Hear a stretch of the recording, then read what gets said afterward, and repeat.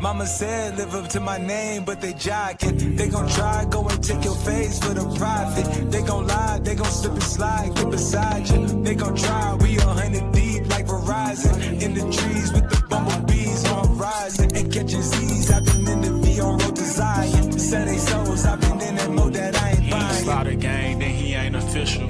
When that chopper sing, you really think that they gon' miss you. I spent $500,000 on dismissals.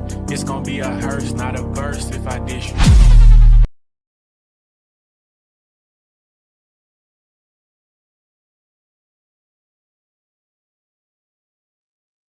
Welcome, chat. So finally, we've been hearing about this movie for a while. I remember hearing about it like a while ago when I heard that Marlon Wayans was casted to be in a Jordan Peele movie, which was going to be a psychological thriller. Immediately, I said, "Sign me up! I'm going to watch it. I love Marlon Wayans." But this movie had a lot of mixed reviews. I can see why. I'm gonna hold it though. But my reason for the mixed reviews may not be what y'all thinking the reason for the mixed reviews is. But we're gonna get into all of that. But when we have a movie that's like this, I feel like I can't talk about it by myself, and I need this to be a panel discussion. So I have a lot of guests backstage, y'all. So I want you guys to hit like on the stream and subscribe to the channel. And everybody who comes up here, make sure you subscribe to everybody's channel. Good content from all of these people. Let's see. Let's bring up Quana first because she was one of the first people I saw that said that they've seen this movie. Quana, tell us about your first thoughts on him. I walked out the theater and I was just like, I don't know. It was really the first time in a while that I had to let a movie sit with me and really kind of wrestle with how I felt about it. Because I don't think this is an easy film. It's not enjoyable in the traditional sense. And I think that, I don't want to go too deep, but I feel like that might be why some people were so negative out the gate because they maybe walked out and didn't have that immediate visceral reaction. But I like a film that makes me struggle. So I'll start there. That's a lot in so many words to say, but I get it. I come from a very sports loving household. Okay.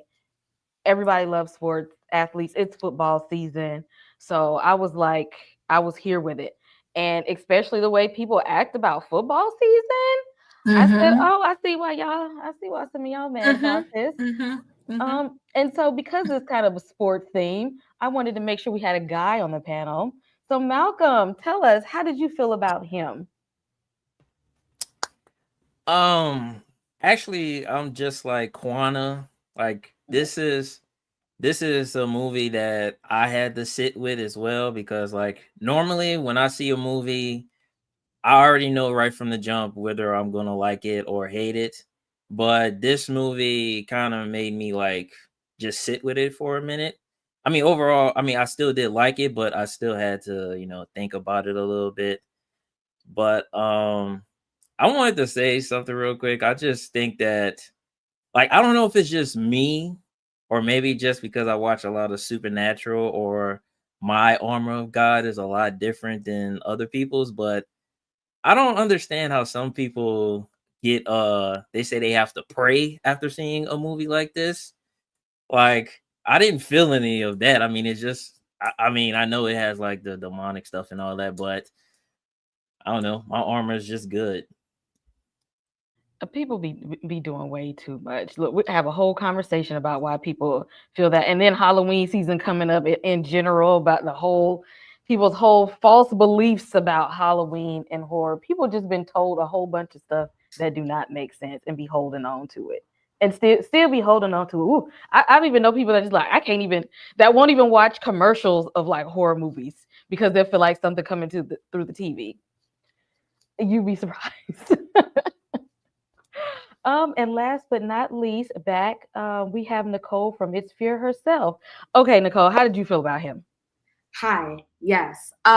So actually my initial reaction, I'm not going to lie, it was a lot to digest. I had to sleep on it. Like a lot, like Mark and Kwana are speaking on. Like I definitely had to go ahead and sleep on it, digest, even like write out a little journal piece just to like kind of understand what I was looking at. Because like you, I love football. Like this is my time to shine when it comes to horror and football. So I was really going in open-minded after seeing all of the bad or mixed reviews. Um, so I definitely went in wanting to really, really like it, and I did, but there was a lot that I had to sleep on, a lot that I had to go ahead and digest, a lot that I had to go ahead and just for myself without the outside intake or input or reviews or everybody putting in their 2 cents. Just what I was feeling and what I was getting from the film. So that's kind of how I felt. I don't know if that makes sense, but yeah, I was definitely on the same page as everyone else when it came to this film. But Okay. excited. I actually had a lot of fun with this in the theater. And again, I could see why people did not like it because I remember, if y'all remember that movie that came out a few years ago, I think it was called Concussion with Will Smith, and they didn't really want that to come out because of how people feel. Nobody who is really like number one diehard football fans want to talk about CTE. Like they just want to act like that's the ugly family secret that we just want to keep in the closet. And I was like, oh, okay, I see why y'all don't want to talk about it, but that's okay because we're gonna talk about it. And and it poked at those things. It poked at those severe fandoms that people have, and I'm not mad at it. I'm not mad at it. I said, you know what? We're gonna roll with it. We gonna roll with it. Um, but to go and get us started, let's see who is in the chat first of all. CT is here. Chu, Candy Love is in the building. And we got Kia. Welcome, welcome everyone. And if you all have not um said hello and we see you in the chat, we can see you in the chat. Say hello. Make sure you say hello. Make sure you come and holla at everybody. We are here. Say what's up to the crew and hit like and subscribe on everyone's channel. Now, before we get into the movie, we're gonna start off with some foolishness. Okay, Marlon Wayans. Okay, y'all, I'm an 80s baby through and through, full on millennial. So the Wayans family was just a household name. All the Wayans, all of them. And Marlon has done so many projects through the years, and he is becoming well known now for his dramatic performances as well as his comedic pieces. I love all sides of Marlon Wayans. I ain't even gonna lie. I can't. I love Marlon. So these are just a few, just to name a few. But I would like to know before we get started, what are some of your favorite Marlon Wayans roles? Because him and his brother Sean, they wrote, produced White Chicks on their own. They turned down movies to make this. Another movie that didn't get rave reviews, but it's like a cult classic. He played Marlon Williams in The Wayans Brothers, which is one of my comfort shows. Very hilarious. If you guys do not watch Bel-Air on Peacock, he plays Will's dad, Lou. Everybody thought that Will Smith was going to be casted as Lou, but they cast Marlon, which I think was a very, very good choice. And then we have Shorty from Scary Movie, which the Wayans are coming back to the franchise for Scary Movie 6, which is supposed to come out next year. We're going to start with Malcolm. What is your favorite role of Marlon Wayans? Actually, I don't really have a favorite role with him. I mean, like all of his stuff is just like really good and really funny. Like every single project he's in, I really like him in it, except for Dungeons and Dragons. But that's something else. If you if you don't know about Dungeons and Dragons, that's a movie from like I think the 90s or the 2000s. It was based off the game. That's the game, but whatever. But yeah, I like all of his roles. I mean, one that stands out is his role as Lou in Bel-Air. I mean, I like it when comedians, go like a dramatic route because like I think like comedians are some of the perfect people for drama roles because they talk about so much pain through laughter and stuff like that. So it was nice to see him in a role like that. So yeah. Okay. And drop in the comments if you're here. Let us know what your favorite role of Marlon Wayans is thus far. Might be a couple of them, something that I don't have up here. Quana, what is your favorite role of Marlon? So I'm not a huge Marlon fan. Out of the Waynes, he's like my least favorite. I mean, What? I still love him though. I root for everybody black, in the words, the iconic words of Issa Rae. But Marlon's style of comedy, it always just makes me feel secondhand embarrassment. That said, I love it when he's with his family. So my favorite role of his is probably in I'm Gonna Get You Sucker. If we're I will say, but dramatic Marlon, oh, I like dramatic Marlon. Like Requiem for a Dream, I'm never gonna watch it again. I'm still traumatized from when I saw it in college, but he ate down in that. So my favorite comedic role for him is probably I'm Gonna Get You Sucker. Maybe Don't Be a Menace to South Central while drinking your juice in the hood. And then favorite dramatic role is Requiem for a Dream. Okay. Yeah, that Marlon himself said he's only seen Requiem for a Dream one time. He said that was so I only watched that one time. And Nicole, what is your favorite role from Marlon Wayans? Yes, you took the words right out my mouth. I like his dramatic roles a lot more than the comedic roles. So he hasn't done too many, but A Requiem for a Dream is definitely my favorite moment for Marlon. That's tops for me. Even though, like you said, it's probably a one-time viewing. Don't do it again, but you have to experience at least once to go ahead and really see the range that this actor has, because it is really it's profound. That, and he was in, what was it? Respect, the Aretha Franklin movie. He's really good in that too. So yeah, props. Like, he can really show his acting chops with his dramatic roles. I like goofy Marlon, okay? Maybe because I'm just silly and I like comedy, but I love goofy, silly Marlon because I like to laugh at ridiculousness. We're gonna take a second to shout out the director for the movie. Although Jordan Peele's name was plastered all up and through this movie, he was just a producer for the movie. The real kind of movement behind this was Justin Tipping, and this is one of his first major films. He did another movie called Kicks. He's directed episodes of The Chi, Run the World, and Dear White People. So this has kind of been his biggest project to date. Has anyone seen any of his other projects or have heard of this director before now? Was this like a first time of hearing about him? Actually, yeah. I mean, like, I'm aware of The Shy and Dear White People and Run the World, but I haven't really watched any of those things. But yeah, I'm. This is my first time being introduced to him. Same for me. Anyone else? Have anybody else heard of him before? Is this this is our introduction to Mr. Justin Tipping? I'm sure I've seen his work just because I did watch the entirety of Dear White People and Run the World. I saw a number of episodes of Run the World. So I'm sure I've seen his work, but I had not really been familiar with his style until this movie. Same. What about you, Nicole? Is this your first introduction to Mr. Justin Tipping?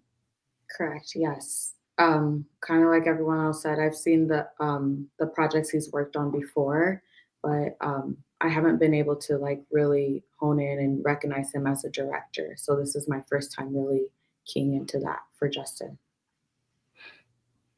Well, thinking about Justin Tipping in his direction, there were a lot of themes here in this movie. And I didn't even put all of them here. As I was researching and reading and watching other reviews and stuff, I'm like, okay, there is a lot here. What themes stand out to you? Nicole, I'll start with you. What are some themes that stood out the most from the movie Him? The things that really stood out for me for him are going to be family dynamics, culture, sacrifice, and fandom. And why so?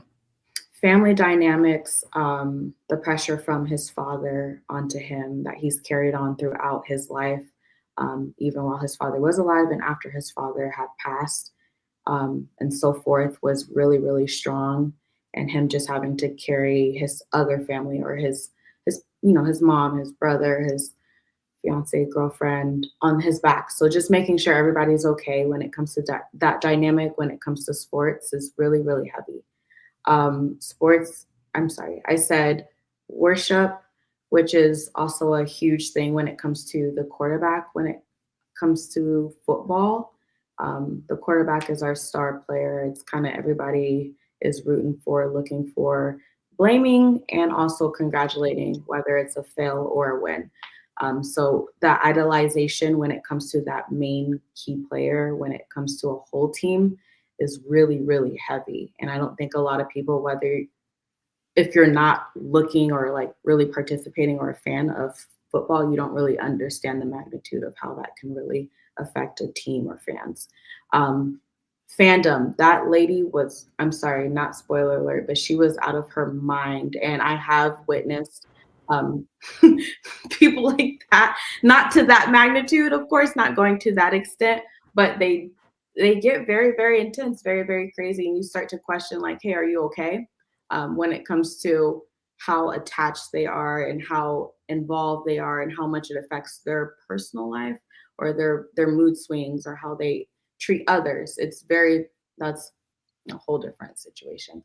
Um, I think I said sports injury. My apologies.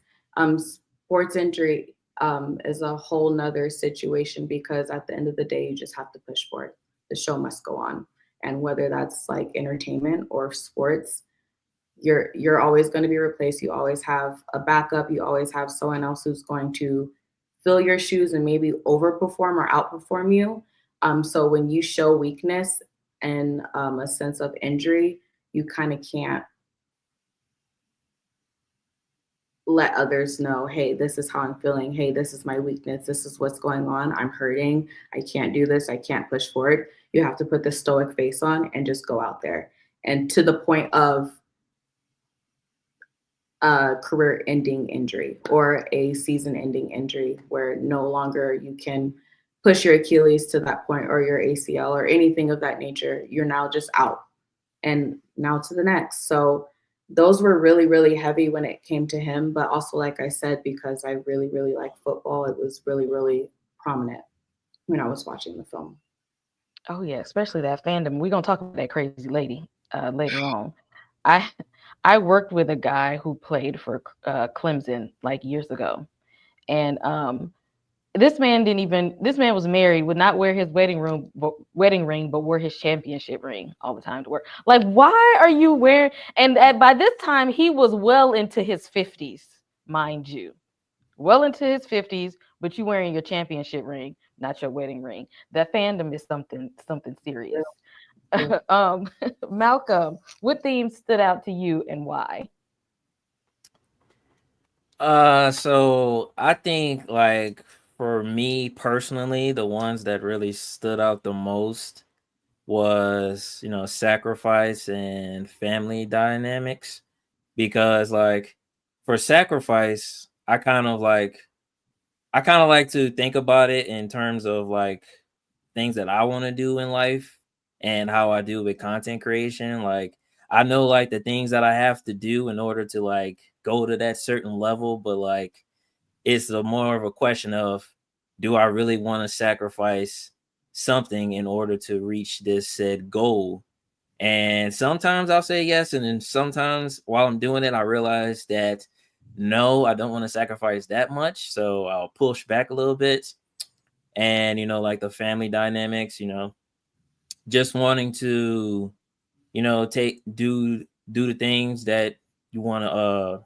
I'm trying to say, you want to take care of your family because like you might feel like you feel like you not owe them, but you want to give them something just out of appreciation for what they've done for you in life, term like whether it be like you in sports or your career or whatever, you feel like not obligated but out of the courtesy of your heart, to take care of them or show them that all the years that they've raised you was not for nothing. So I guess I can say that. I mean, like the other things like culture and worship and fandom and all that stuff. Like, yeah, I wouldn't say that for me in terms of football, but like, like fandoms and stuff, like I see it all the time in anime fandoms and all that.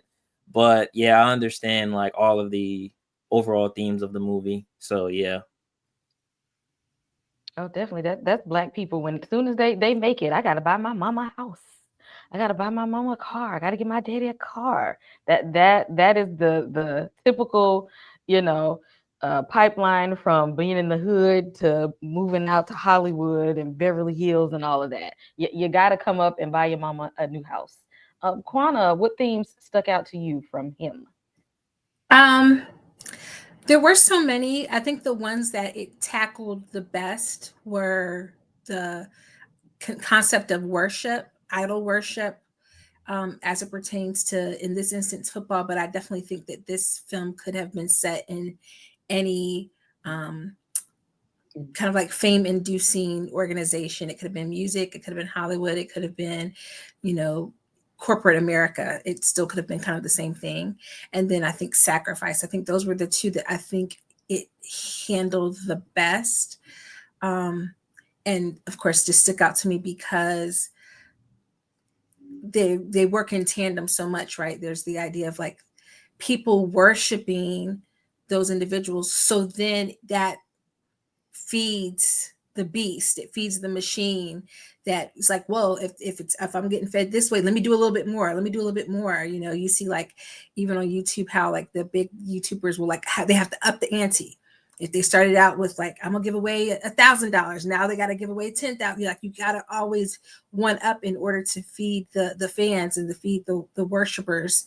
And so that requires sacrifice. And that's, unless you're willing to say, okay, this is as far as I'm willing to go, you might end up sacrificing more than you wanted. And I definitely think that this film explores that a lot. Mm-hmm.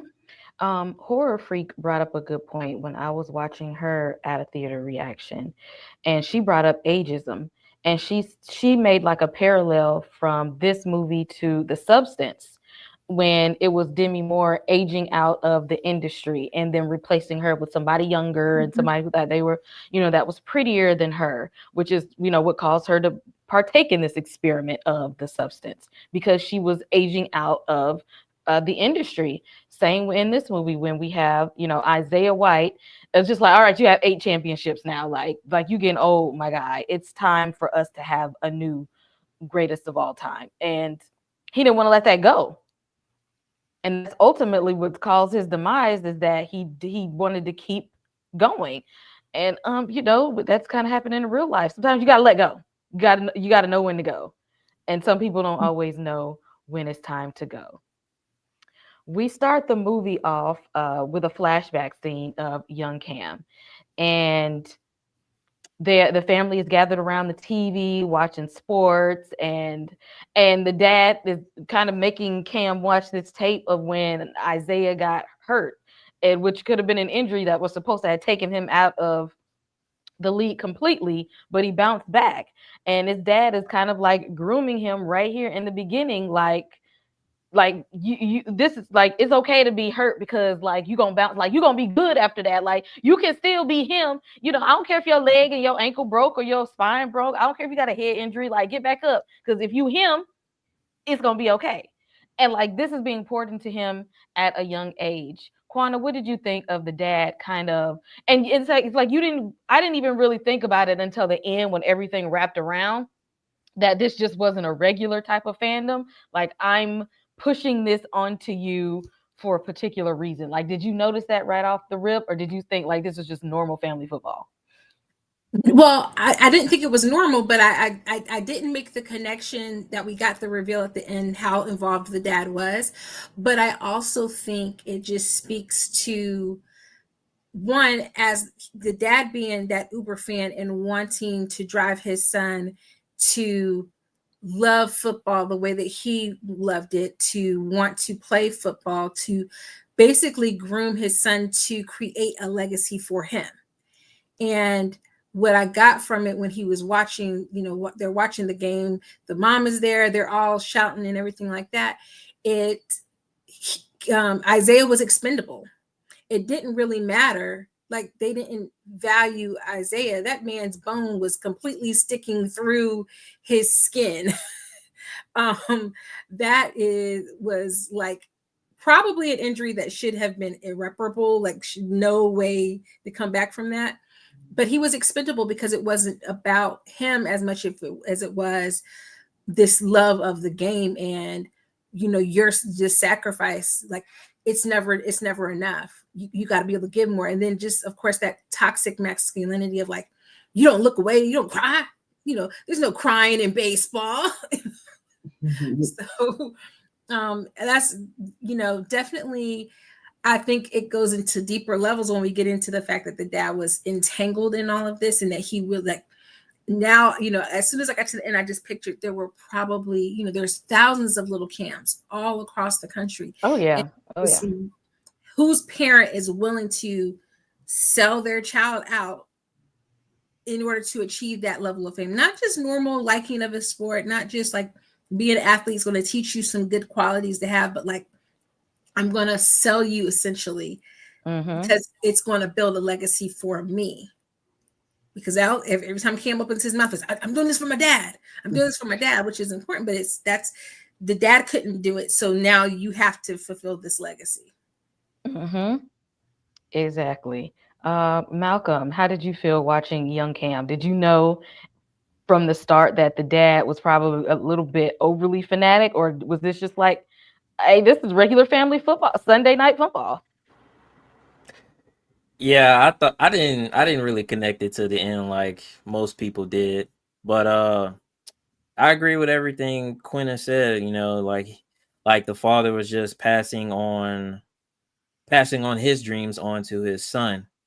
And like once everything is like all connected at the end, it kind of makes me wonder like how are they selecting who would be the next GOAT? Like do they just do like the I don't know if it's a spoiler or not, but do the old white people just like walk around the areas and just picking who they want to be the next GOAT, or just finding some random person on the street and asking, hey, do you have a child? Hey, do you want them to be the GOAT?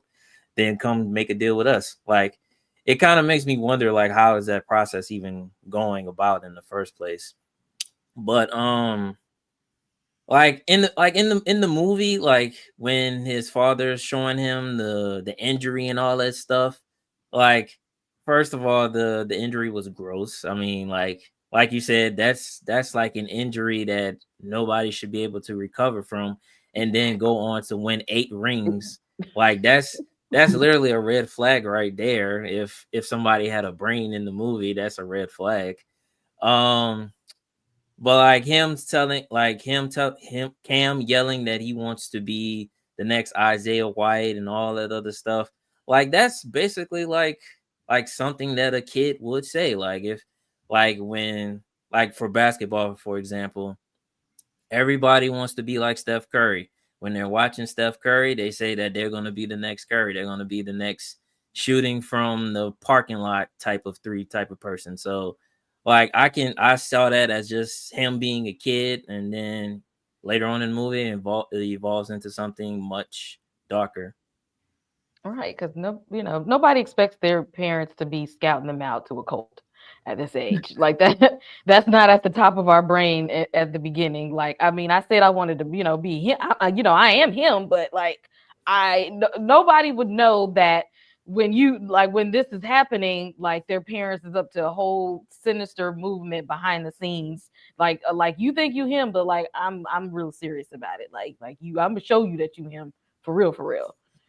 Nicole, did this look like regular family time around the TV watching sports, or were you just like, this was a little extra for the dad to be pushing for him and making him watch this gruesome sports injury tape?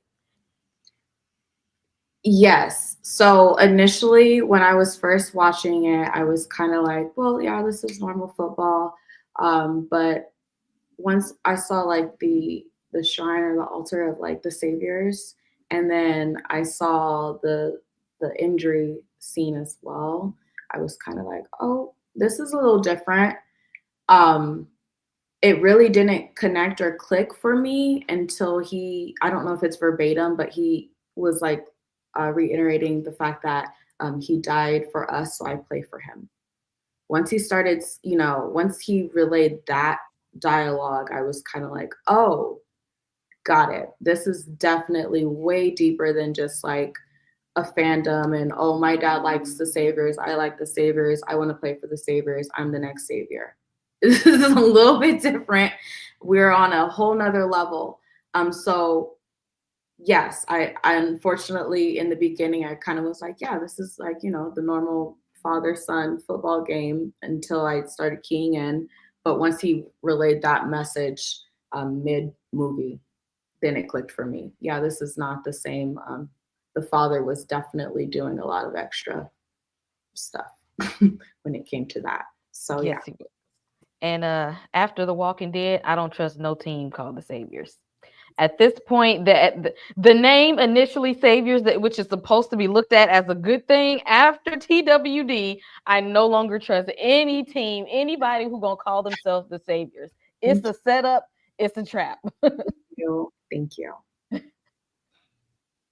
So right off rip, we get this introduction to Cameron Cade as like, he's about to go into the combine so they can see what he got. They trying to get him drafted. Like he's like real hot shit right now. The family is rallying behind him. It started off like an episode of All American. We got we're all rooting for you. And just like even sometimes they're doing All American, we're just gonna go and hang out at our old stomping grounds and just kind of hang out and have a moment of self-reflection about, man, look how far I've come.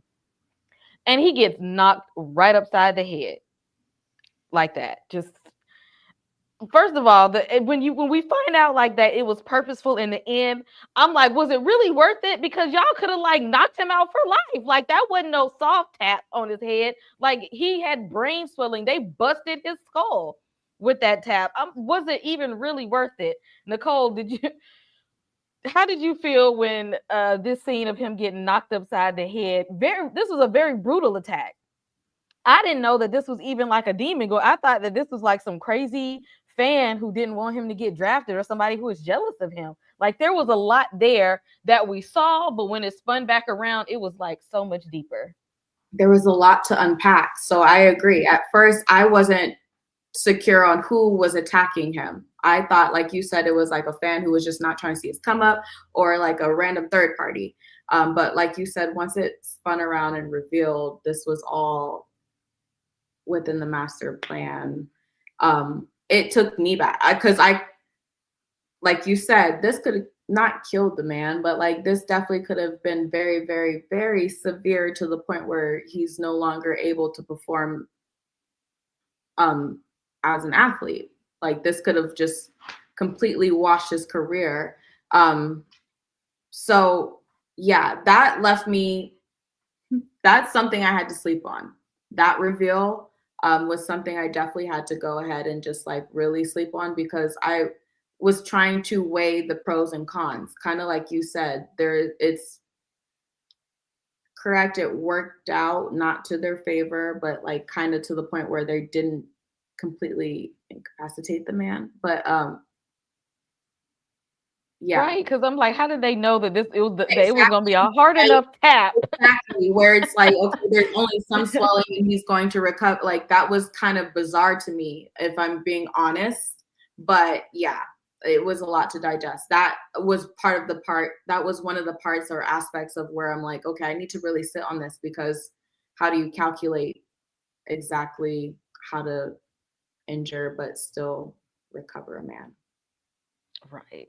But then again, I guess they knew they had the medicines and the treatments to kind of get him back to health where they needed to be. And that's what I thought about also. They're just like, that's okay, because we got everything he gonna need when he get to this camp. So we can go ahead and knock him out real good. Good, you know? Quanta, how did you feel when you seen him initially get smacked upside the head And then coming to find out that it wasn't just some crazy fan that was like hating on him, but like this was part of the master plan. So I kind of okay, one, when I saw the trailer, I kind of already had peeped what was going on, and I think the movie, it reminded me so much of Swarm. Mm-hmm. And also, kind of having seen like stuff with Darren Aronofsky and David Lynch, I was like, oh, okay, this is weird because it wasn't the same mascot. Like, I kind of was, I don't know why I was anticipating something happening when the coach left him on the field by himself. I was like, something about to happen. The only thing that I wish about this scene is after this moment, everything that happens to him, it's kind of surreal. We don't know what's real, what's not. He doesn't know what's real, what's not. And I kind of wish they had maybe left this, like made it where we didn't see the person or where we were questioning what actually happened until the reveal, because this is before he gets injured. So we see this guy. So we know it's somebody in this goat demon looking mask hitting him upside the head. So that was already like real weird. And I was like, okay, that's really weird.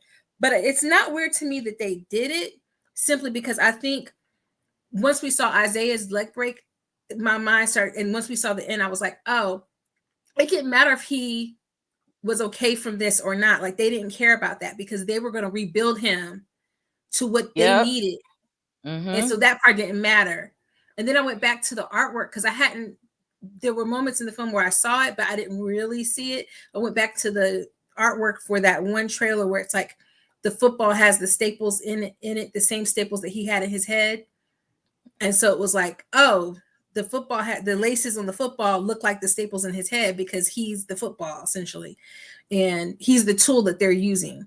So I was like, oh, okay, that's cool. I got that. But and when it first happened, I was like, okay, so this is a setup. This is a setup from Todd. Why y'all going after my man like this? This is a scheme Todd setup. And they in Atlanta. I know what Todd scheme when I see it. I'm sorry. I'm sorry. Malcolm, how did you feel when Cam got knocked upside the head real fast? He was living his life real good. He was just happy and stuff. I'm just like, boy, took that light-skinned black man out real fast, didn't they? At first I didn't think it was real because there were like so many things that were in the scene prior to him getting hit in his head. Like first the spinning ball on the ground that literally came out of nowhere. And then the whole crap, I forgot what it's called. Field goal post. It was like vibrating and stuff. Like how is it vibrating for so long and there's literally nothing making it do that? And the second thing was for the dude that actually hit him. I think he was actually a hater.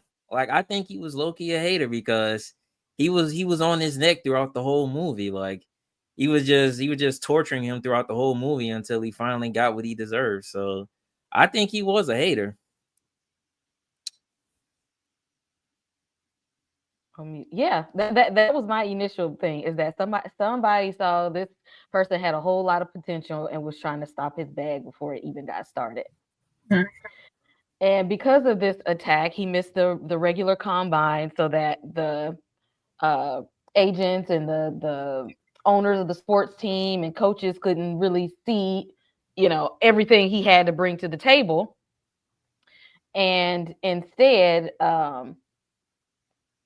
they get a call for this opportunity. The agent gets a call and was like, okay, your idol Isaiah White, so he gonna have a camp at his house, right? And then we gonna sing you. First of all, you're not dropping me off in the middle of nowhere. That was strike number one. I'm in the middle of nowhere. It's some crazy fans out here. Then you take my phone. And then the first thing you see Isaiah doing is looking like he doing some strange stuff. He's like, oh yeah, roadkill be out all the time. I just, we just do this. We be out here hunting and all that kind of stuff. Like this, like the whole just him getting there to the camp. I'm like, where is your antenna? to know that this is not a safe space. But then it goes into that idolatry, because sometimes when you idolize somebody so bad, you don't care what weirdness they go that they're doing. Mhm. People who love Kanye West to death, they don't care that he be walking around in a mask. They don't care that he called himself Jesus. They don't care that he said slavery was a choice. Like, it don't matter what he do, they're gonna be like, I'm gonna stick beside him. I'm gonna stick beside him. Some people's fandom is just like, I don't care what they say. I'm gonna be right there. Malcolm, how did you feel about this drop off at the camp? And were you like, hey Cam, are you not seeing this, or were you like, I think he's just happy to be here?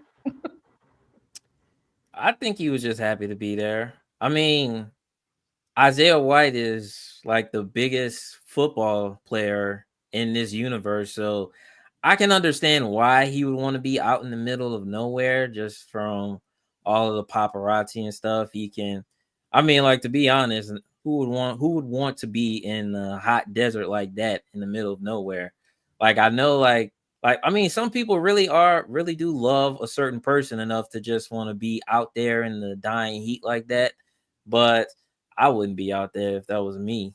But one thing that I found funny is I don't know if it's me, but this literally looks like the same location in the Thunderbolts movie where they all linked up at in the beginning of the movie, where they were all in the building.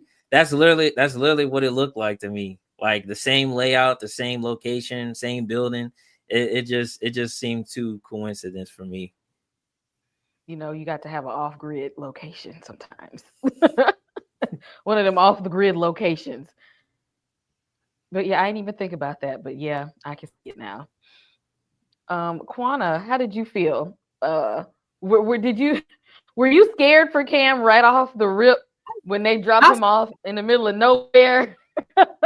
rip because I think, but it does show like how we're so enamored with like success and fame that people be willing to let down their guard, to Mm-hmm. experience the chance, that opportunity. You think about how many people sent their kids to Diddy's house in order to get that swag training. You know, how many people, Just throw poor Usher under the bus. listen, listen. I'm just saying, I don't know that I would be sending my 14-year-olds to some grown men that I don't really know that well's house to get swag training. Because my question would be, well, what's the swag training? What kind of swag does a 14-year-old need? Okay. But there's been so many instances where people just let their guard down because it's that opportunity. And I think that's what happened with Cam in this instance, so he out the gate, he comes in all wholesome, picking up the Amazon drop-offs for him, trying to be helpful. And then here's oh boy, cutting up, goat skin or something like that. And it's like, oh, this is normal. You sit there playing with knives and cutting up sheepskin and everything like that, pig skin and stuff. Like, that's normal. That's a normal thing for a person to do in their house like this.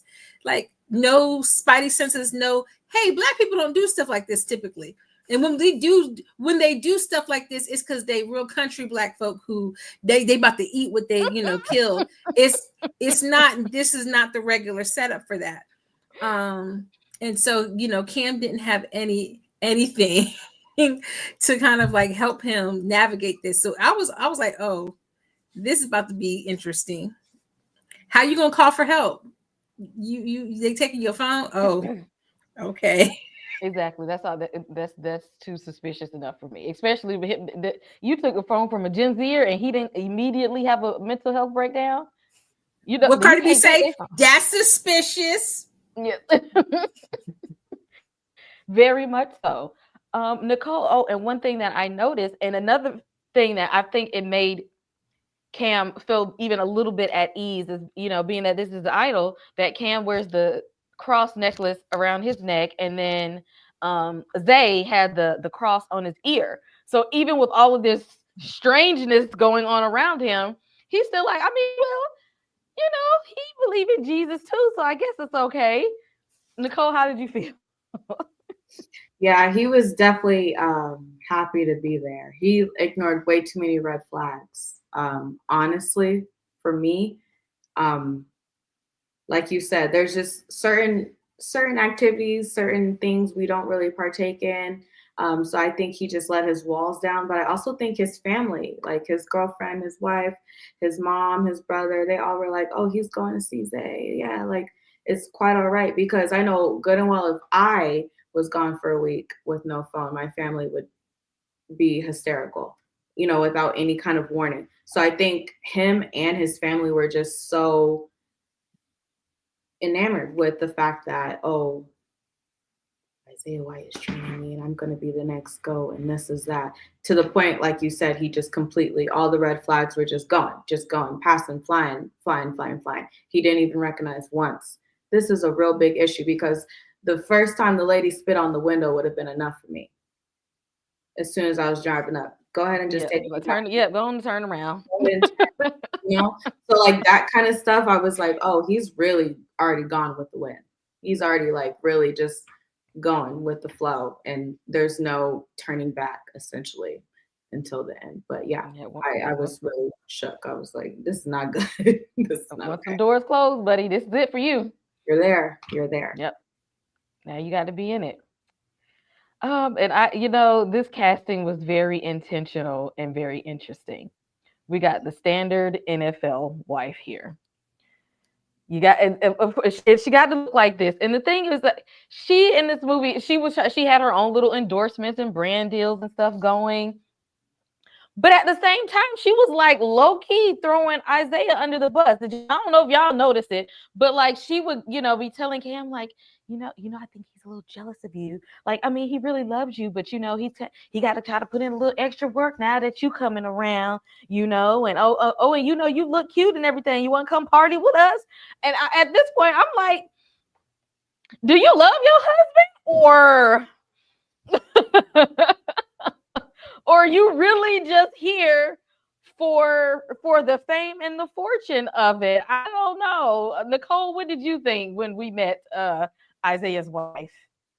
No, she was definitely doing a lot. I side-eyed her a lot because, like you said, her one-off comments were like low dig or like jabs, like to her actual husband, as well as praising the new guy. So I was looking at her sideways, and then how she ended up playing out in the, in the rest of the film was, I don't want to say predictable, but it definitely fit to her theme or her stereotype as the NFL wife. But Julia Fox did great. She acted her behind off as that role. But yeah, how it played out was kind of like, this is just, I'm already knowing where this is headed. I already know where this is going. As soon as she started complimenting Cam, that was very obvious. Quana, how did you feel about Mrs. White? Like, did you find that did you feel like she was throwing Zay under the bus a little bit, or did you feel like she was just maybe doing her recruitment job? No, she was definitely throwing him under the bus. But I will say, now this is where I differ from most critics and I do think Julia Fox did a good job. I didn't love the character. Well, I had some issues with the character just because I felt like it was an instance where I think Justin was having a conversation more with like the Black community. Like we would recognize this stereotype. And if you think back to like that Cat Williams interview on Shannon Sharp, where he was talking about everybody who gets famous and like the kind of wife that they have. And I was like, oh, he's having that conversation with us. Like we recognize this. Like I was like, now I couldn't figure out why she looked a little bit too much like Lady Gaga at times, but I was definitely getting like, okay, she's that wife that is going to do whatever she needs to do. It's not necessarily just about my man. It's, if I need to bounce from this one to that one, I think she would have definitely set herself to be the next in line for, being Mrs. Cameron Cade, so she was going to set herself up. So she was going to play whatever role she needed to play to kind of keep herself on top. But I kind of felt like that was very intentional because I felt like we were supposed to recognize that off rip.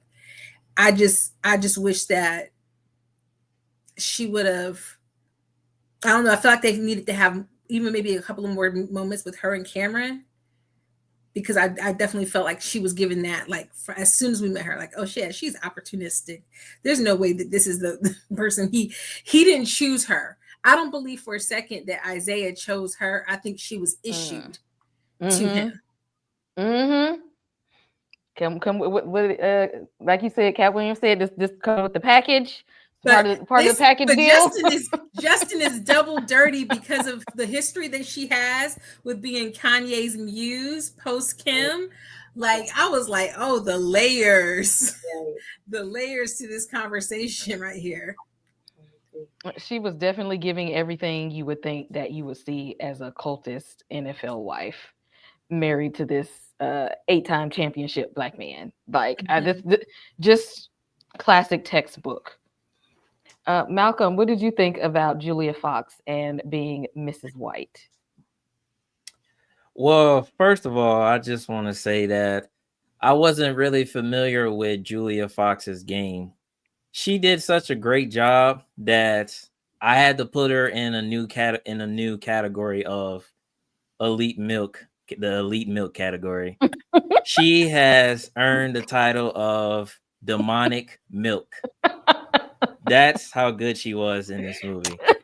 Like she was just throwing it back on this man every opportunity she got. Like I'm not even gonna lie. Like okay, this might be a hit, but the scene between her assistant and Caden, like if I was Caden in that situation, like I know there's like the theme in the movie that everything is not real, like certain things aren't real and certain things are real. Like if I'm Cade, I'm gonna be mad if that threesome scene didn't happen. Like that's just me. Like how like all the stuff that happened, like I can't get one good thing. No, she looked like somebody that lived in the Capitol in the Hunger Games. Like everybody ain't walking around looking like this. And again, like Nicole said, a red flag. Everybody ain't walking around looking like this. I don't know if I could. I could. He had a right to be very suspicious of her because I no. I couldn't do it because she looks suspect. And no, and what are we even selling here? And then her and I. The thing is, I just feel like she didn't even like this man because the way that they were interacting, like they were together when it was time for them to be together. And then outside of that, they had their own little separate lives. Like we married, but like we're not like a real couple or something, or that it was giving. Now the training, this was interesting. For the training sessions, first we had this one scene where he called in these other people to come. He was just, oh, don't worry about these people. They just, some unsigned players, just out here, like they gonna be good. And we didn't know that we was, trying to we were sacrificing somebody to push Cam to his limits. Like it's just like, no, you need to make sure you make this pass, and it got to be like this because every time you don't do it right, your teammate is going to be getting hit in the face. Not knowing that the teammate was just, again, happy to be there. Like, I don't care if y'all bash my face in with this football. Like, I'm just happy to be in the presence of. And Isaiah was like, I don't know what kind of games are being played here, but I didn't know it was going to be that kind of seriousness.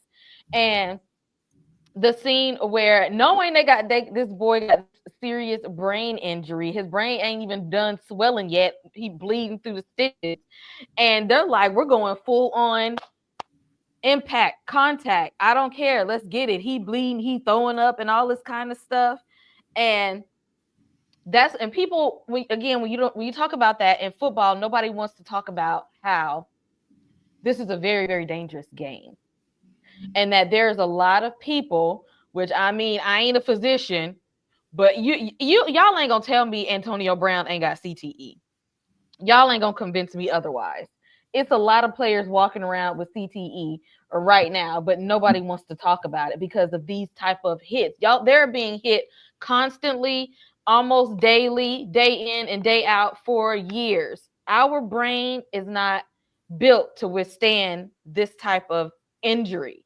And the thing is, like what happened to Cam when he knocked Buddy down and he saw, oh boy, wasn't getting back up. Like he was fine with it at first. And then he was just like, oh, wait a minute. I did something bad. But in football, you're praised for knocking them down. Mm-hmm. You did a good thing for pulling your opponent down. Nicole, what did you think of this training? That's exactly that. Like literally, it was the whole training aspect of the film was very interesting because, like you said, it's kind of a double-edged sword. He, at one instant or one aspect, like you said, set up his colleague to go ahead and be injured if he wasn't hitting the mark. And then at another point, once he did hit the mark, he injured another player. And like you said, it kind of like reality check for me because I like brutal hits. I'm one of those who are like, what happened to football like 15 years Take them down. Yeah, we didn't have flags for this. And like, like I'm one of those where I'm like, I want to hear them clashing, unfortunately. But this definitely kind of put me into a different perspective. I was looking at it kind of like, yeah, this is a little sick. This is a little different. This is a little twisted. So it was eye-opening for me. I'm going to be honest, being a fan of horror and football, I like to see the guts and gore, and I like to see a hard hit. But at the same time, hey, this is not it. This is not something we should be praising, or at least in my eyes. Sorry. Everybody else. And it makes you conflicted almost. Like you said, it's just like, I want to win the game. So yeah, take them down. But then that's not it though. Because I don't know if this was worth it. Like in the time being, like we did it, but damn, now he's injured for real. Yeah. This was something else. Quanta, how did you feel about the training session / what I like to call hazing? I think this was the best part of the movie. The cinematography was amazing in this sequence. And this is, I think, where we got some of the most hard-hitting commentary with regards to the game and what happens with the players and their bodies, and how, like, right after this is when you get like kind of like the auctioning off discussion that they have, and all of those different things. Some of the imagery that we saw in like the oh my gosh, why am I blanking? Colin Kaepernick's movie, and they showed like the people being, like how they measure them and everything like that. And it kind of like get on the scale. Let me take your measurements. How much do you weigh? Yes. How tall are you? And stuff like that. Oh, absolutely. Yes, I thought that this was like one of the best parts of the movie to me. But it was brutal. Like I've been long said, my sons will not play football. I mean, somebody gonna have to tie me down or something, because no way, no how. But what was interesting to me was the guys who came into play, because like where you have the one guy who you can definitely tell, like he was just a fan of Isaiah. He was going to do whatever Isaiah told him to do. He was just like, hit me in the face with this football, I don't care, like whatever. And but I kind of didn't know if like the other guys were also kind of being tested in a way as well, maybe like because they were willing to be put in harm's way, but they were also like elite. Like they didn't think, they're looking at Cameron and they're like, oh yeah, we can take him down, we can put some heat on him. But I think what's hard is that these guys as they're hitting their heads, like the quarterback is typically, since he's the captain, or the leader of the face of the team, they're getting the highest contracts. A lot of the guys who are getting the worst of the hits, they don't have the highest contracts some of them do, but a lot of them don't. And that always like hurt my heart. Like when you see somebody get like really injured, because immediately I'm thinking, dang, if they're really bad hurt and they're out, oh, it's a wrap. Like they better enjoy that little bit of money they got now after they paid all them agents and whatnot, because I hope they finished their degree before they got drafted. So it just made me think of, I was sitting in the theater just thinking about all those things, all those thoughts in the scene. Same. Malcolm, how did you feel about the training scene / hazing? And when you were watching this, did you have any type of feeling that it's some of these harsh trainings like really taking place because but what they say, behind every little piece of fantasy and sci-fi is some truth somewhere. Especially in, they say, to build a goat, like you got to go all the way. So how did you feel about the training scene? I actually love the training scenes. That was actually my favorite part of the movie as well, because overall this is a football horror movie, so it was good to see like the football elements of it. But like all of the stuff that they were like actually doing in the movie, like the measurements and all of that stuff, I wouldn't say I was actually shocked by that. I kind of, I'm not a football player or nothing like that. I don't have any inside scoops, but I can pretty much guess that that's how it goes like 80 or 90% of the time. So it didn't really surprise me on that. And like once like they got to like the darker stuff in the training montage, like the white boy getting hit with the football in his face, that didn't really bother me, to be honest, because I guess just because I've seen it so many times in the trailer and how much I liked it, I was like, yeah, that didn't really shock me or nothing like that. But like the part where Cam and the other dude clashed heads, like I don't know, I just thought that was like stupid on his part. I know he was trying to prove a point that he's no sucker, he ain't gonna go out like no amateur or nothing like that. But like, you already have a concussion. Like, why would you risk it by hitting your head on something else that's coming at 100 miles an hour? Like, it just didn't make it. I just didn't like that part of it. Like, everything else was fine, but I just didn't really like that part of it. Like, he literally could have he like it could have went the other way for him. Like, what happened to the other guy, it could have happened to him. Like, that's like the one takeaway from me during that part. And I like the x-rays that they were doing to like not show the hits, because like I'm gonna be honest, like once the head collision happened, I was actually shocked because I didn't know which one was Cam. So I thought that the guy that like actually got hit and was laying on the ground was actually Cam, until they actually showed that it was Cam, that the one that's still standing. So I thought that was like I didn't like it, but I liked it for the shocking factor. Oh yeah, that was really good cinematography there. It made it like really brutal and gruesome. And again, that's a good way to put body horror into a sports movie. So I think that was a really good cinematography move there. Mm-hmm. Now, y'all, this woman right here, and we saw now that scene where now I give it to him. I feel like that was a good shot to show when they were in there and they were having like this whole little conversation where Isaiah was like, I'm trying to be real with you and tell you like things that I'm going through. Like, I want you to be better than me. Like, this is tough out here, but if you're gonna be the GOAT, you gotta go all the way. And then Zay walks out and she just comes and she gets up out of like nowhere. It like reminded me of the scene at the end of the first Saw movie. Like, was you laying here this whole time and you just gonna get up to try to make sure that he don't get up from this head injury? And Mm-hmm. there are people who are this type of crazy fanatics, like for real.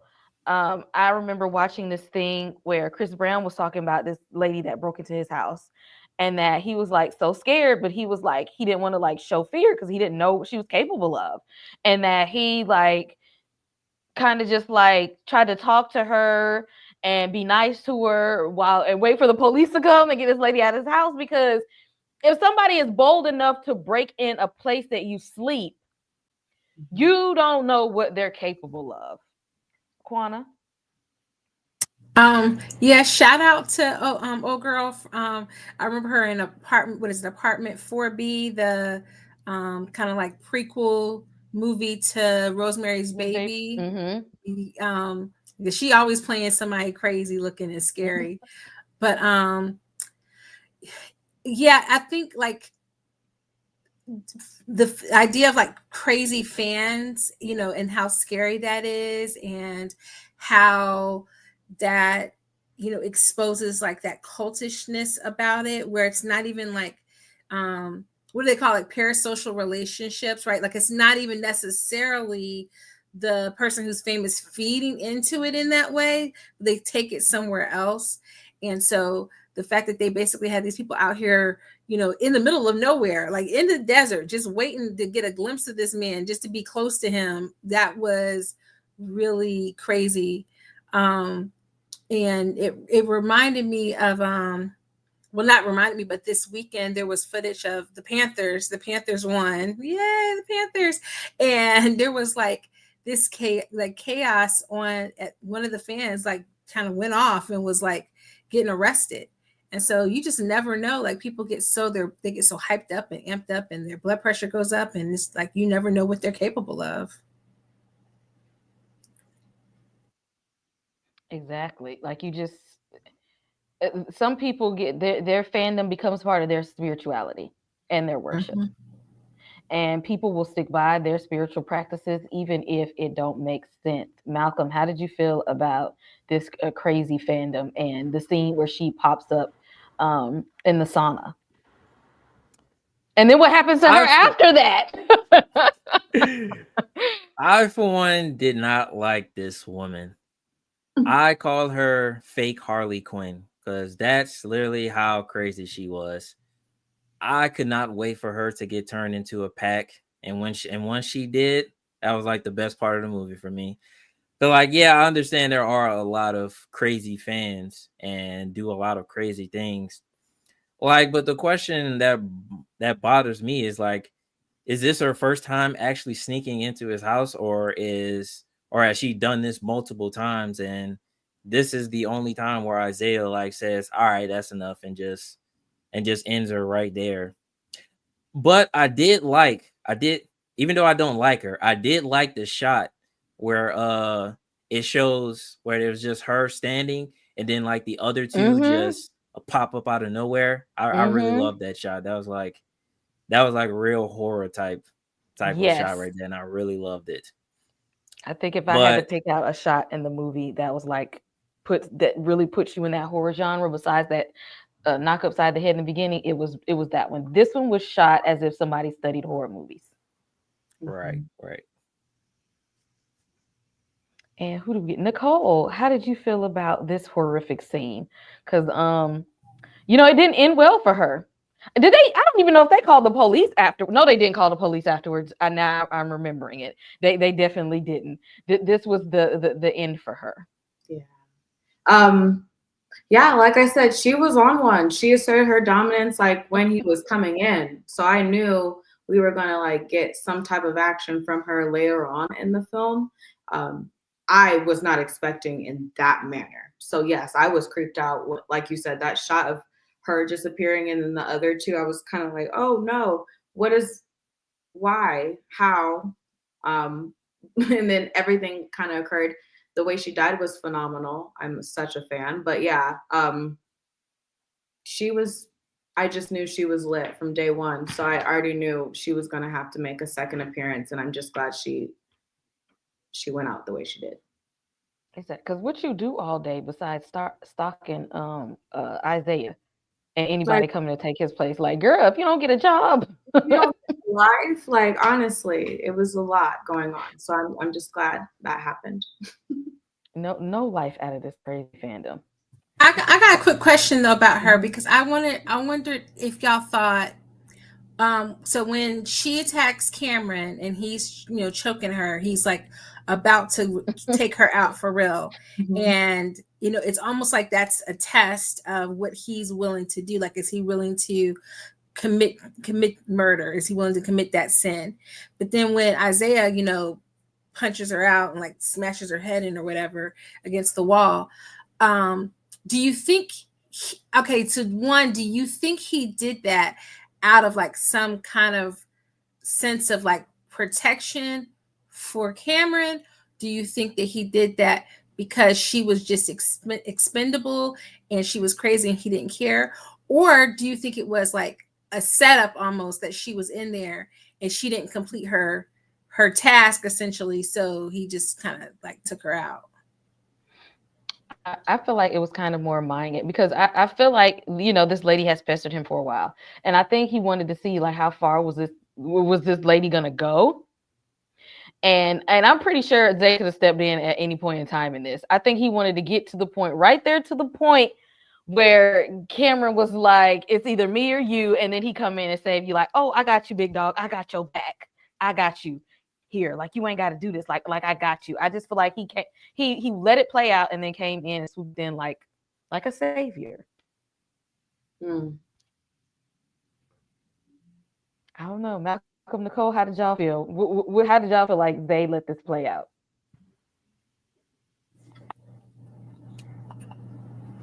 Sorry, me or Uh, you? You go first. you can go first. Oh, okay. Well, so for me, I honestly felt like the first option that you provided. At least that's how I was digesting it when I was watching the film. I thought like he kind of did save Cam in a way of like not a little too late, but like, oh, last moment, I'm going to save you. You're good. We're good. I wasn't thinking it was a setup. Now that you provided the other two and the second and third option, now I'm thinking a little bit deeper. But I thought she was just a crazy person who snuck in and was trying to kill him to take him out because she loved Isaiah and Isaiah saved him. That's how I took it. My apologies. But yeah, after you kind of explained it, I'm like, yeah, I can see the other second and third option for sure. Yeah, I kind of took it as a mixture of all of them. I mean, I took it as her being a crazy fan. I took it as being a test for Cameron to see if how far is he willing to go. And also, not Cam, Isaiah saving him because like right before that scene happened, him and Isaiah was having a real talk, and Isaiah was telling him to be better than him, be a better GOAT than him, find something to be better at than football. And I kind of saw that as a way of him testing him or like trying to save him from the path that he's already been on for the past couple of years now, and he's trying to stop him from going that route. But something in the back of his head said, you know what, let's just see how it plays out and then swoop in. I feel like he really did that because I feel like he could have jumped in at any point in time. But I think he just wanted to feel like he got some brownie points for feeling like, yeah, I saved you, even though it looked like Cameron could have took it down on his own. Like but if you wanted to save him, you could have came in the beginning, not while he done choking her out at this point. Like you late, you late, friend. I liked these scenes as well with him, with them doing the training, him going to Cameron and having these talks and these are like mind games that people play. I don't know if y'all have ever, been on those teams where you had a coach that just, pushed you, or if you were in any part of an organization where people just like, I'm pushing you so that I can get the best out of you.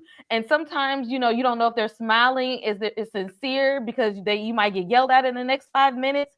It's a lot of mind games going there and asking like, what are you willing to risk? And I'm asking y'all, how did y'all feel about these scenes? And if you were ever put in a position, what would you be willing to, your dream, your job, content creating, your sports, your family, what are you willing to risk? I'm gonna start with Nicole. Sorry. Yeah, this spoke volumes to me.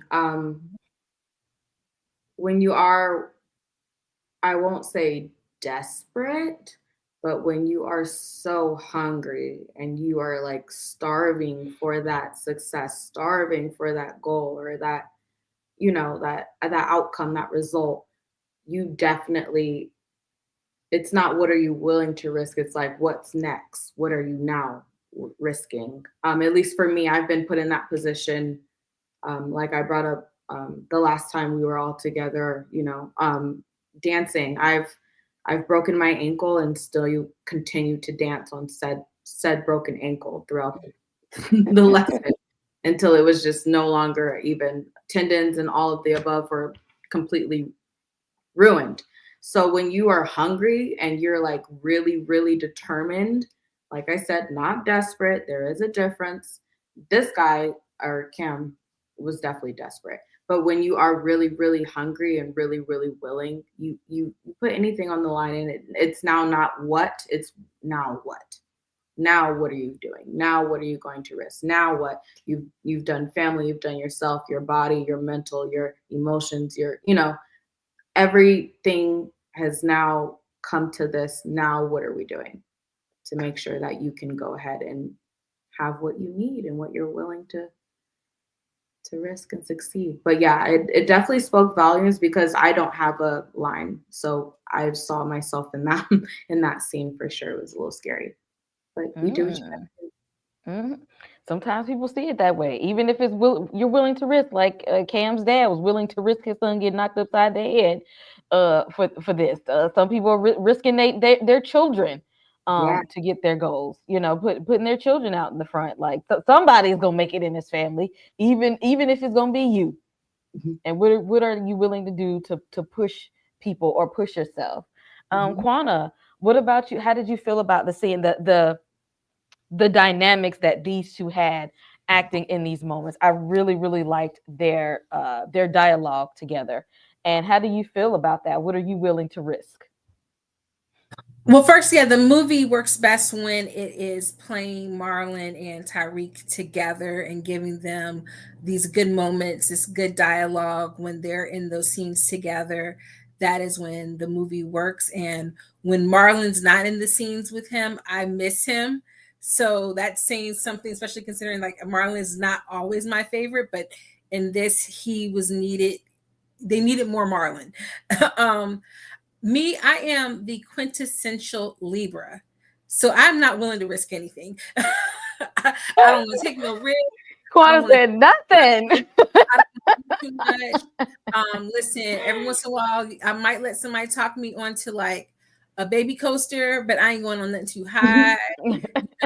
Slinky Dog at Disney, that is like that's perfect for me. Don't ask me to go parasailing, don't ask me to go jump out in the planes. I'm keeping my feet on the ground. And even with regards to like success, like I'm very methodical. It's like, okay, these logical steps to get me what I want, I'm cool with. Anytime you take me out of that and give me something that is illogical, you want me to drink some blood, you want me to do this, you want me to do that. No, that's okay. That's okay. I'm gonna make it work over here with this pack of ramen and this instant mashed potatoes or something. So I am very much like risk averse. Quana said, y'all ain't gonna get me, but what am I willing to risk? Because the answer is gonna be nothing. Nope. I don't be moved. People be like, "Oh, you're not tempted?" Nope, not at all. Nope. I'm like, if I play the lottery, I'm gonna buy one ticket like once a year. One ticket once a year. I can, okay, this little $3, I could do this once a year, but like every day, no, that's too much risk because now I'm spending no, don't want to do it. I'm like, y'all got it. Y'all got it. Malcolm, how did you feel about the dynamics and the dialogue with Marlon Wayans and Tariq in these scenes? That I think they played really, really good off of each other. They're playing that, I'm your idol and I know you love me, so you're gonna listen to whatever I got to say. And somebody being scared to death, but I want to running to prove my worth to this person. And what do you think of that? What are you willing to risk? Well, me personally, I've come to a point in my life where I'm not really willing to risk a lot of stuff. I mean, I'm more of a keep my peace type of person. Like there's some things that I want, but then I think about the things that I have to sacrifice and risk in order to achieve those things. And I say no to that because the way I look at it, if it's meant to be, it'll happen, but not at the pace that makes you want to sacrifice a lot of things. I feel like most of my goals and stuff, they will come, but not in a quick way, I should say. So I'm not really much of a rusher. I sometimes call myself the king of procrastination, but well, I haven't called myself that in a long time, but it's still there, even though I don't really call myself that anymore. But when I'm there, I'm there. I never I'm never I like to look at it like this. You're not late, you're on time. At least that's how I look at it. But I really like the scenes between Isaiah and Cameron. Like I said earlier, those were I really like those scenes of them talking to each other, getting to know each other and express themselves in a way that they might not express to other people in terms of idolization, being a goat, what they're willing to sacrifice, all of the things that they need to do to achieve this path. Are you willing to do it? And I really liked all of those things that they interacted with each other. Oh yeah, this was good acting here, and I was really glad and for Tyreek to be young and up and coming. The first time I seen him was when in that episode of Atlanta, and I'm glad that we've gotten to see more of him. And Marlon Wayans, yeah, I need to take a second real quick because this man is 53. I want to say 53 years old and still look good, still in good shape, still acting, still pushing himself. And I just want to take a minute real quick to just take a minute to tribute for Marlon Wayans and his contributions to this industry. He's still elevating himself. I love the Wayans family, and I hope that he keeps popping up in horror stuff, even though he's been, the horror parodies, things Haunted House and Scary Movie. But I love to see him in a dramatic role as well as.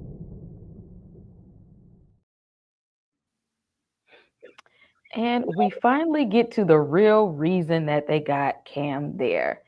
When that one guy told him to run, he should have ran. And when he gave him that one, two men walk into a coliseum, but only one is coming out, Cam was missing all the red flags. My guy, you are there because they're preparing you to be the next GOAT. And in order for you to do that, it's either you or they, because it can only be one. It can only be one greatest of all time at this given time. And either he's gonna go on and he's gonna get another championship ring, or we pushing his ass out and we gonna pull you up on the pedestal at this point. Isaiah was not ready to let go. As we can see, he survived a whole bone injury and was still in there because 8 championship rings is crazy in football. It's crazy. They should have knocked some screws loose. And he's hanging on there for dear life. Do not want to let it go. And they done boosted Cam's head up so high to where he's just like, I mean, if I got to take down my idol, then that's just what I got to do here. And they have these two duke it out gladiator style, and only one can make it through to the end, and that was not Zay that made it through the end. And I wonder, was this the ritual like for Zay to get in that place, because they were talking about the ghosts before him? Was the person before him somebody who said, I back off, I'll let you have it? Or did Zay have to, pretty much massacre him in order to be the GOAT? Quana, what did you think? I kind of assumed that this happened on a regular basis. Like there was some kind of like ritual or test that this happened almost yearly, and every year Isaiah just made it out on top, and the new recruit didn't, so they had to stick with him as being the QB. And it was like finally, like his time was just up. He didn't have that same level of drive anymore. He didn't, Cameron in that moment, that survival instinct kicked in, and he wanted to survive and he wanted it more in that moment. But I kind of, yeah, the way that they showed that room with like all the different QBs before him and stuff, I just was like, oh, this is what happens every time there's like a passing of the torch kind of thing. You got to fight, and whoever comes out, that's who gets it. Malcolm, how did you feel about this scene? Do you feel like this is what they would sacrifice? Do you feel like any of the, the people maybe just I give over the crown to you, or was everybody? You think everybody was in that place like Zay, like I'm gonna fight for mine and lost? I really, it really didn't surprise me, to be honest. I wanted to point out something real quick, like during that scene with Cameron and his coach, and not coach, his agent, and all of the old white people at the party. I really liked how they had a shot similar to The Last Supper, where Cam was in the middle and everybody else was on his side. In my personal opinion, I think that the doctor was the Judas in this situation. I mean, I know Judas sold Jesus out, but in this particular situation, the doctor was trying to save him from what's to actually come, because he already seen it multiple times, and he was trying to warn him to leave, and he left him that dose of that one more kip me up to actually fight for his life. So I really like that part of it. But I agree that there were probably many other quarterbacks that were trying to fight Isaiah, and Isaiah just beat them all because he's the GOAT. So I mean, if you're not the GOAT, you can't just how can you be the GOAT if you lose off of one fight? So how can you do that? That's just my opinion of that. But overall, I really like the scene. Me personally, I don't want to say I wanted Isaiah to win, but I kind of wanted to find a way for both of them to somehow make it out of it. But I didn't really see that being a possibility. But oh well, one can dream. But everything about the scene was perfect. I kind of feel like Isaiah, even though he wanted to keep the fight going, I feel like he wanted Cam to beat him, because he was probably sick and tired of going through all of the rituals and the sacrifices and all that stuff. I can kind of see that he probably wanted to pass the throne over, but he was just still driven at the time. So yeah.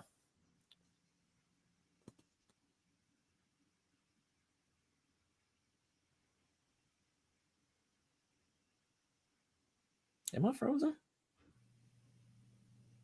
No. Oh. K, you frozen? It might be K's frozen. Yeah. Okay, well, Nicole, what did you think about the scene? Yeah, she'll pop back in. Sorry, I was really distracted because I thought I was frozen when everyone else was not moving. My apologies. I was like sitting here, but I also thought I was not moving. Anyways, yeah, sorry. I'm completely disheveled. The scene where Isaiah and Cameron right after the club, and he like drinks the wine, and he basically okay. So yeah, I do think it was a ritual, especially because once we got a full scope of the whole entire room where everyone's helmets and uniforms were sat or like positioned, I definitely thought it was a ritual. I guess my questioning, or where I was a little bit kind of a little confused, was, does this happen every year? And so Isaiah has just been winning every single year up until his point where he became the quarterback or the GOAT? Or does this only happen like once they see a certain prospect like Cam, who is eligible for that type of match to meet with the GOAT? So that was my only thing. Is this a yearly, like every season we think we have someone who can beat Isaiah? Or is this more of kind of like every 4, 8, 10 years, this kind of happens where we think we have someone who can finally match the GOAT and maybe take the GOAT out? But yeah, it was definitely a ritual. I have no doubt about that whatsoever. Yeah, it makes you wonder, because like when he's talking about the blood, and he said something about like they take it from the source, like the whoever the first was, and then they gave blood, and then they gave blood, and then like so now their blood is in you, so then it becomes a part of you. Now you have whatever it is, right? The thing that makes you the GOAT. And he's taking his blood. He even at one point, asked Cameron, I think it was in the scene where they were drawing his blood, and he was like, they're saving it for whenever he had high oxygen. So they were going to save it for whenever he didn't have high oxygen, if he needed that extra little boost. Right. But it was clear to me that they had probably given him Isaiah's blood when they were in that club scene and they were all drinking the wine and toasting, that he was like the agent kind of made the deal. So then I thought, well, what if he's had to fight other guys, but maybe they weren't given the blood beforehand? Or were they all given the blood beforehand, and it kind of made it to where like they have to be equal, like they have to equal out their chances so that it could be a fair fight. Okay. Yeah. I see. That's where I was kind of like, how are we gauging this when it comes to that final match, that final duke out per se? So yeah, thank you. Yeah, I was kind of like, I'm confused too. Like, is this a yearly thing where, like I said, they go through this week trial and they get, the infusions and the trainings and the head talk and the speeches and whatever, and then they see if they can duke it out? Or is this kind of like you said, where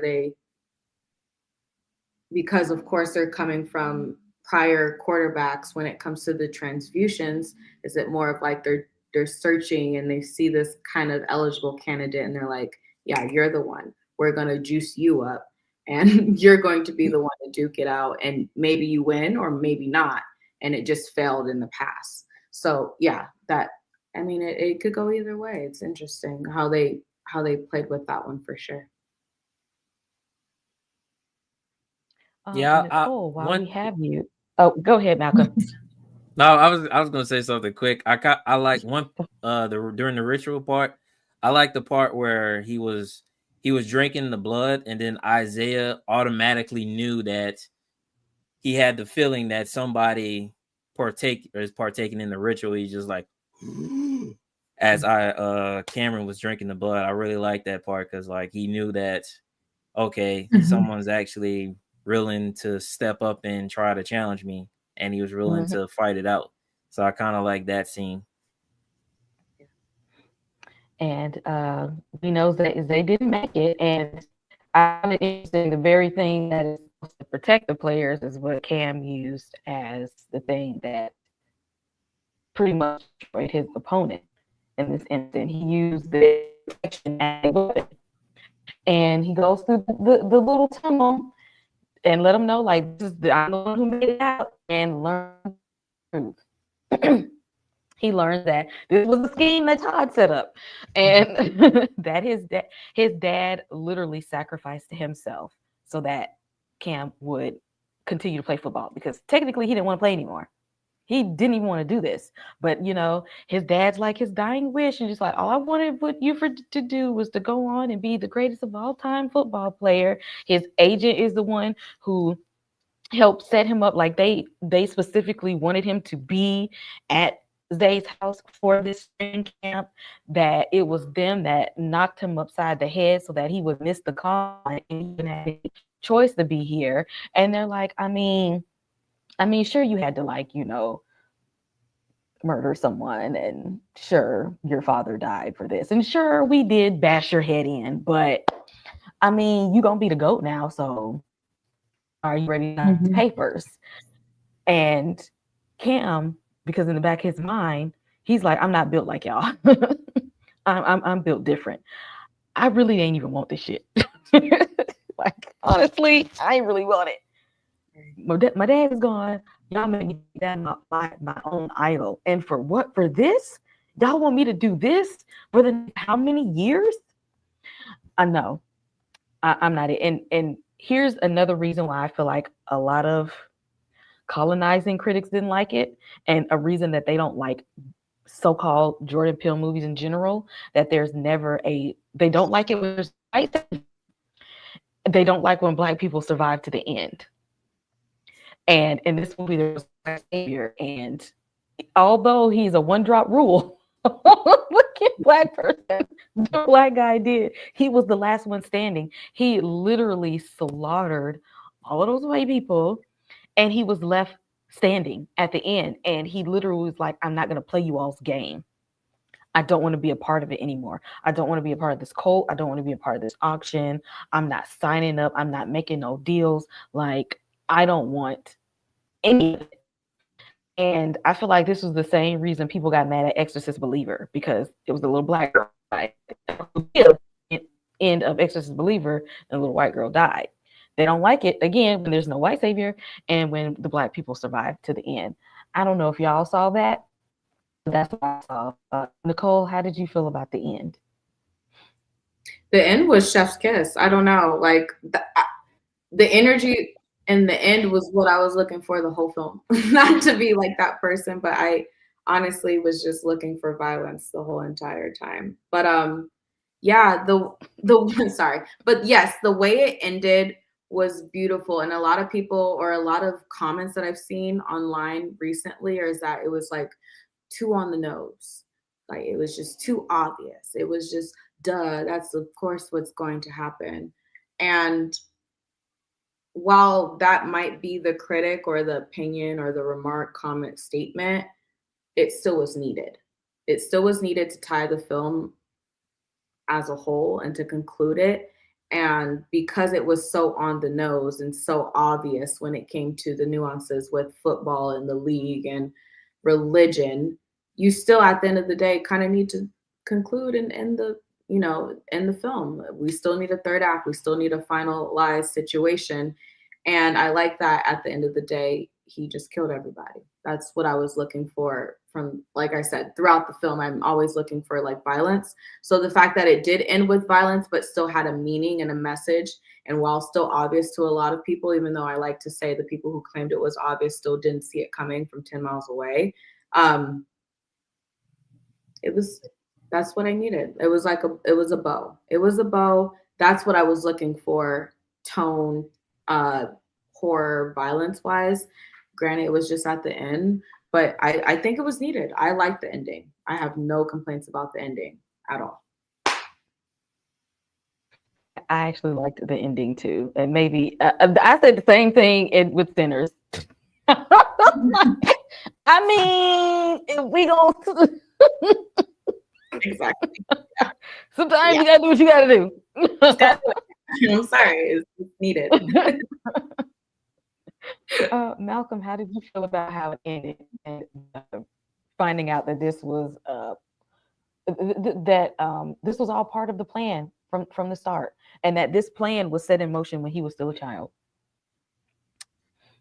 I kind of saw it coming, to be honest. I mean, like, before even going into the movie, I kind of already had an idea of how it was going to play out, I guess I can say. Not to like 100% or anything, but like just like certain elements, I kind of already knew how it was going to turn out. But like for the ending, I'm kind of like 50-50 with it. I like it, but at the same time, I kind of wanted more. Like I mean, I don't have a problem with, you know, the fairer skin getting lit up by a person of color. I don't have a problem with that. But I just felt like I wanted more. I mean, it didn't, for me, it didn't hit like the center. It didn't hit like Sinners. It didn't hit like the Django when he lit up everybody at the Candyland. Like it, and also in Get Out. It just didn't hit the same out of those three. It just didn't hit the same in comparison.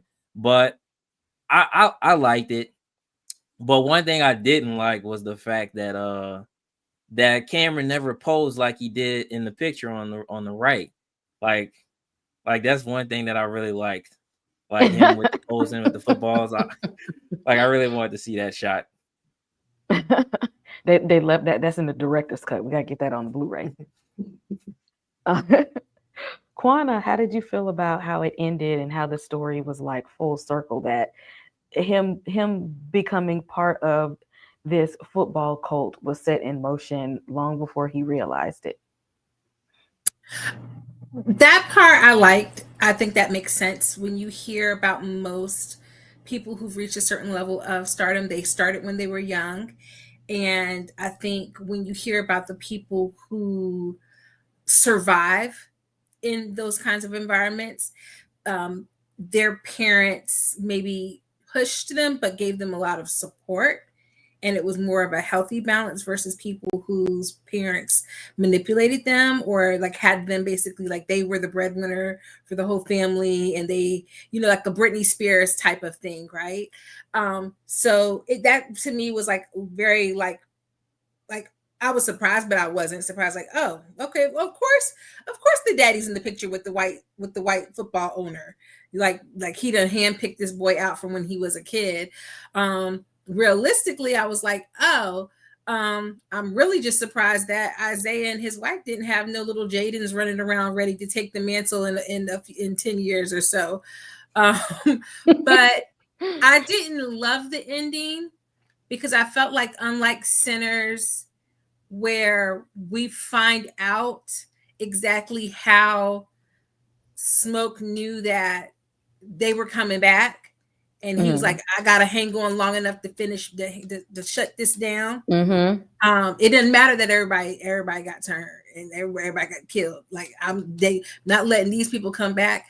That felt earned because it was already teased earlier.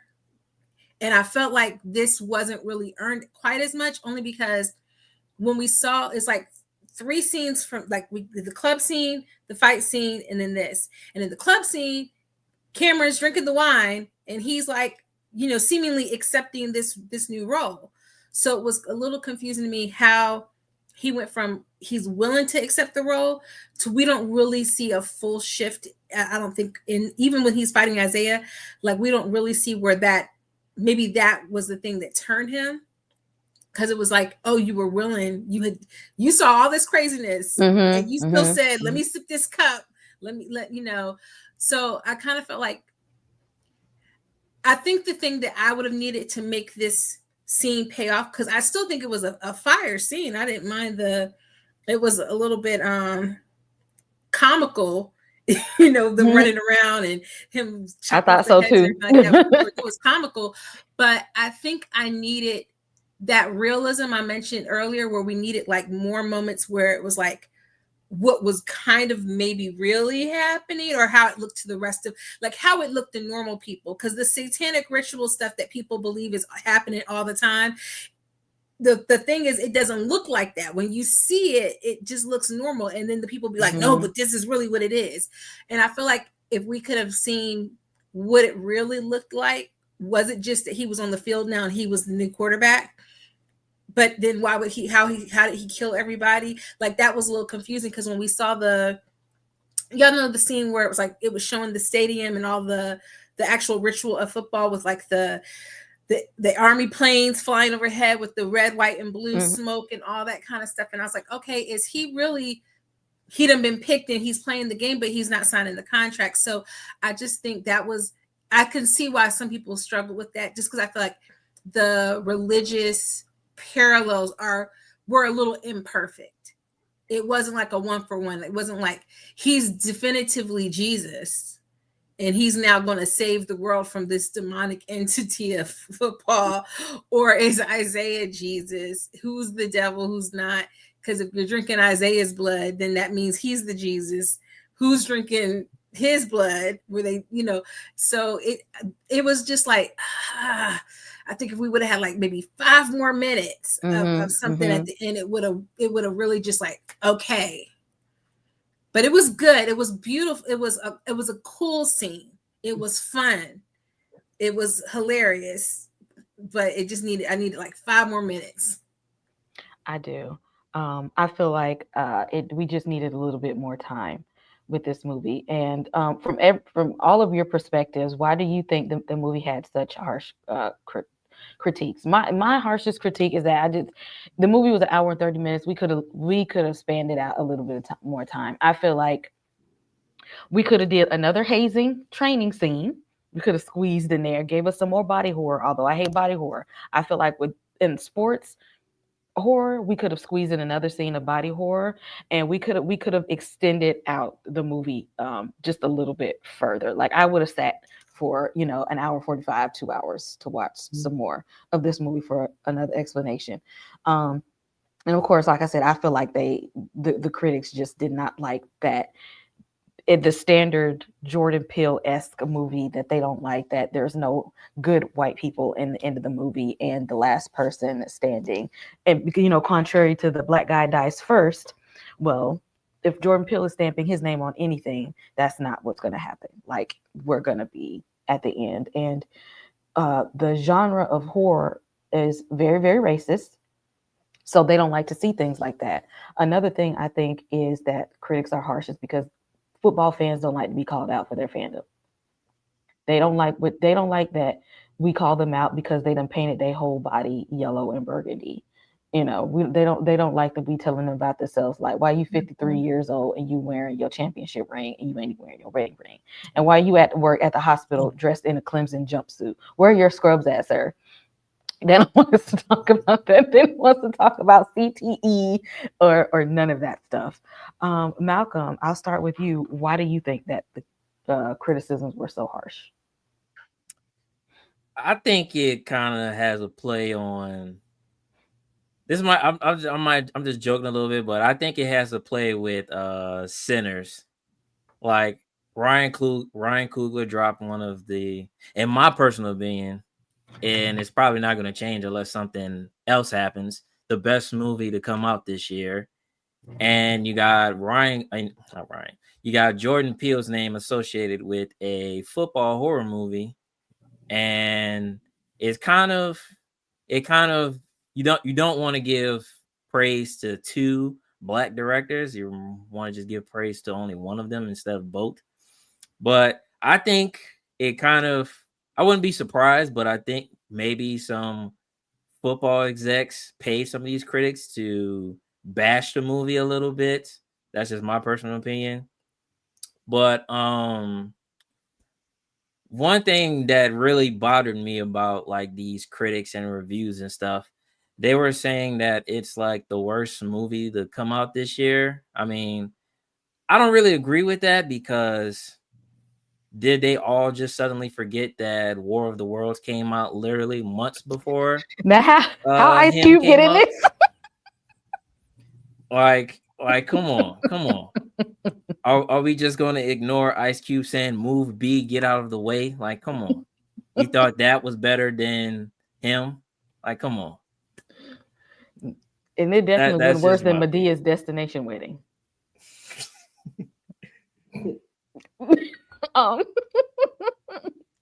Nicole.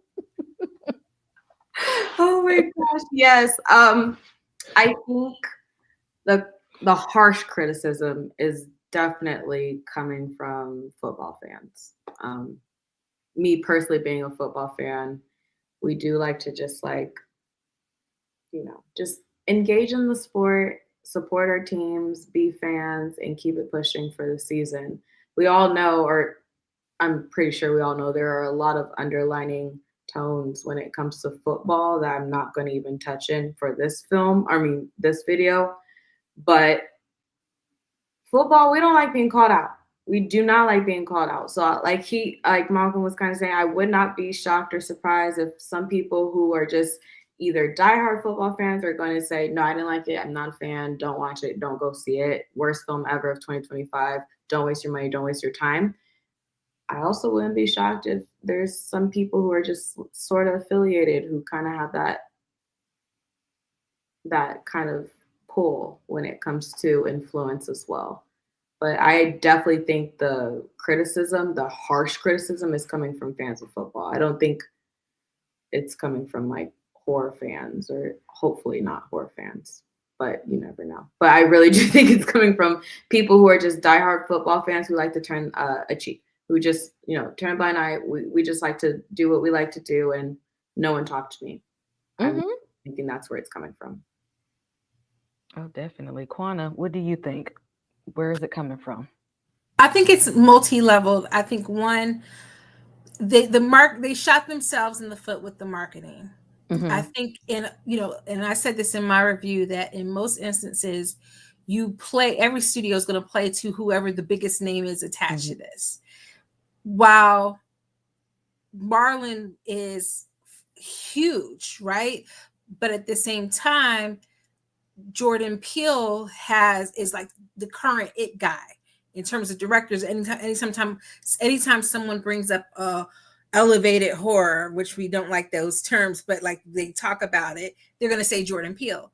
So they made his name the biggest name, and he's not the director. And everyone thought that they were going to go and applaud this Jordan Peele movie, and then they realized, right as they were walking in, oh, it's not Jordan Peele. Oh, who is this guy? So I think some kind of had a chip on their shoulder about that, or it made them elevate the stakes so high. And this is a guy this is his second movie. He wasn't going to be at that level. So I feel like that was a part of it. But I also think part of it is a lot of people don't want to admit when they don't like a particular type of movie, and then they still kind of, in my opinion, it's bad faith. They'll still review it. Even though, like, you will never, unless it's got some Black people that I like The Harder We Fall, you will never find me reviewing a Western movie, because I don't like Westerns. I just don't like it. And I stand 10 toes down on, I'm not going to review it, because I know that I don't know enough backstory or enough of the genre to really judge it fairly.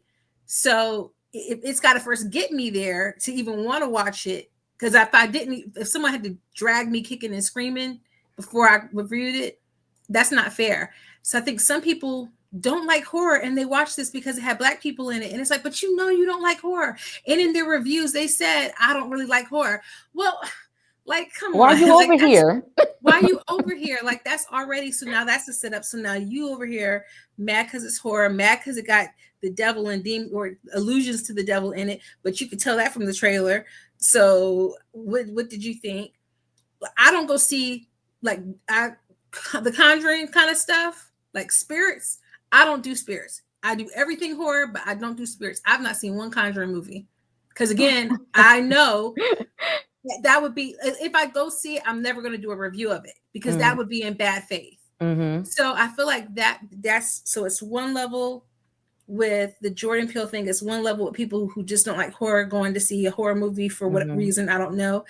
Some people don't have enough experience with surrealism. And I will say, I do think that, because I literally just taught Frankenstein, you got to have enough of the realism so that you're questioning what you see. And I just think once they kind of leaned into, all this is real, they didn't level it enough and give people a chance to like kind of marinate on, like, I think if people like us walked out and we were like, I mean, I think I liked it, but I don't know. And people want that immediate adrenaline rush of like, I loved it, and this was going to make them struggle too much. And people, it's 2025, y'all know who's president. People don't want to struggle mentally. They don't want to use this. They don't want to think too hard. So now made me think. Now I gotta go do some backstory. I gotta like make references and stuff. I gotta like understand stuff. No. Critical thinking skills? What is that? Yeah, like critical thinking. What's that? I didn't listen to my English teacher in class. So I think it was multi-level. But then I think, and honestly, I do think there was some bad faith. I do think there are companies who pay people to review things in both a good and a bad light. Yep. They haven't found me yet. Come find me, pay me some money. No, what they do at Superman, they had the monkeys writing the reviews. But before I let you all go, last thing, what are we giving it? The cinematography, the writing, the acting, kill count. What is your overall score from 0 to 5 knives? What are we giving it? Quana, what is your score? The more I sit with it, I think I'm going to give it 3 knives. I still am struggling with some elements of it that I have to wrestle with a little bit, but it definitely has some good bones. This would make a fire Amazon Prime series. This would have made a fire Amazon Prime series, because we needed more of his family. I agree. This if somebody ever decides to like take this and turn it into a series later, I think I would watch it. I Yeah. watch more sports dramas than I actually watch sports in general. If you give me a TV show or a movie about sports, I'm gonna watch it before I even turn on the sports game. Cause y'all, I be watching, and I don't even review All American, but y'all, I'm an All American fan. I watch All American Home, and then even the last season of All American. Yes, I'm still in it. Okay, I'm still watching. Malcolm, what's your overall rating? I would give it 3 out of 5. I really like the movie, but to be honest, like my mind is stuck on the movie The Long Walk because I literally saw that movie right after him. So like that movie is like I really love that movie. It's so like my mind is overshadowing the movie Him, which is why I'm kind of sad I didn't go. I needed to see it. I want to go see it again, but at the same time I don't want to because like I already like the movie, but I kind of just want to like watch it from the comfort of my home now. I guess I should say, but I feel like the movie had potential to be better than it was. There were some things they could have fleshed out and made better, but overall, I liked it. It could have been better. It did its job, but it could have been better. But even though people are bashing this movie and stuff, I kind of want a basketball horror movie. Like that I like basketball more than football, but I would really like to see a basketball horror movie since they took the chance to actually make a football horror movie. Even though I could probably see the basketball one getting bashed a little bit more, but that's just my personal opinion. I'm with it. I would definitely watch Marlon already made that, Malcolm. It's called The Sixth Man. Six Man. No, no, no, no, no, no, no, no. I'm Six Man just is a good movie. I was just gonna. I'm it in was my mind. I'm thinking, close. does the Six Man count? I don't But know. he's a ghost. Well, he's technically angel, ghost, you His know. Yeah. brother, you know, back he passed away. He came back. You know, throw Six Man out there. Um, Nicole, what is your overall rating? I'm gonna go with a 3 as well. The cinematography was amazing. Like the camera angles, the lighting, all of that was really, really flawless. I have to be honest, along with the score and the soundtrack.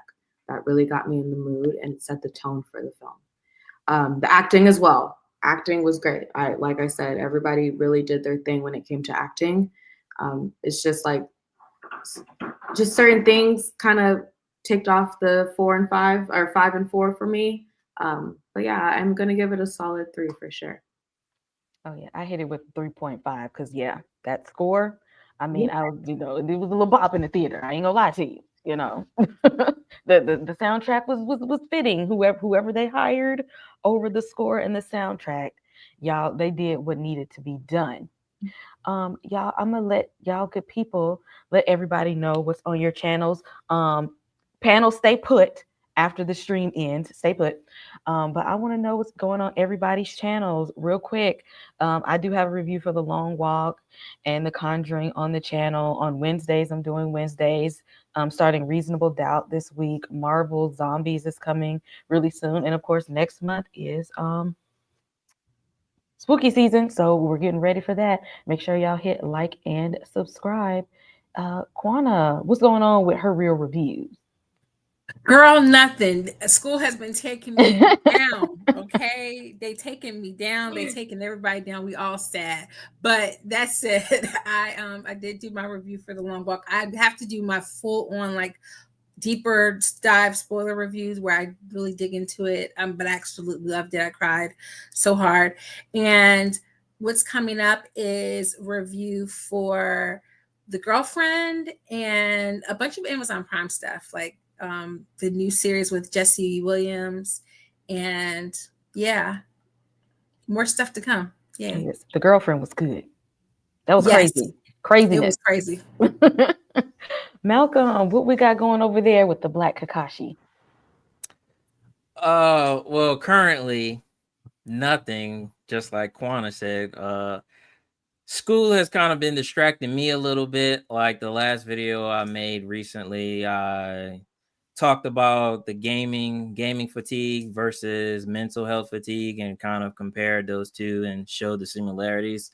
But even though nothing's going on this month, next month I am going to be dropping a lot of horror related videos talking about a lot of iconic and funny moments in horror movies. So the plan was to try to upload all 31 days, but I'm probably going to be like half of that. So that's a bonus, I guess, but it's not 31 days, but yeah, I'm going to be uploading a lot of videos next month.